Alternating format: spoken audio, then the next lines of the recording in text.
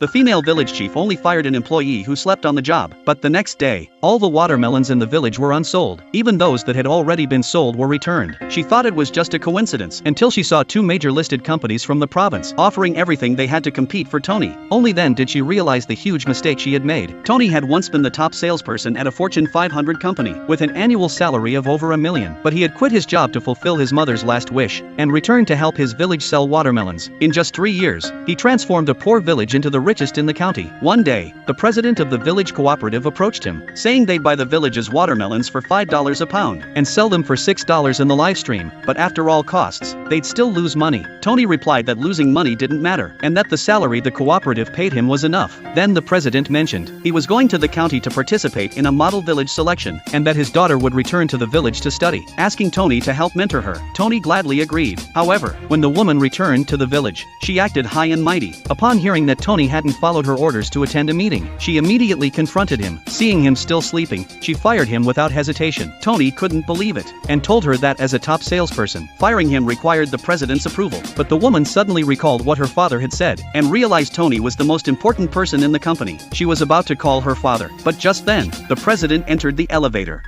Not hearing what the woman said, told her to do whatever she wanted. With her father's backing, the woman was even more determined to fire Tony. At this point, the villagers spoke up for Tony, saying he had sold many watermelons for the village and sold them at $5 a pound. However, the woman immediately countered, saying they had all been deceived by Tony, that he had bought the melons for $5 and resold them for $6 and had made a lot of money off of them. As soon as she said this, the villagers, unaware of the truth, began to blame Tony and even slapped him without hesitation. No matter how much Tony tried to explain, they refused to listen and thought he had pocketed millions of their hard-earned money. Seeing they were unreasonable, Tony angrily quit his job and posted a message on social media cutting ties with the village. The post quickly caused a stir in society, with many companies reaching out to offer Tony a position. Other companies, seeing Tony had been fired, demanded refunds. Meanwhile, the president was at the county sales ranking event, expecting to place in the top 3, but to his surprise, their village ranked last in sales. Just as the president was puzzled, his assistant informed him that the villagers were beating Tony.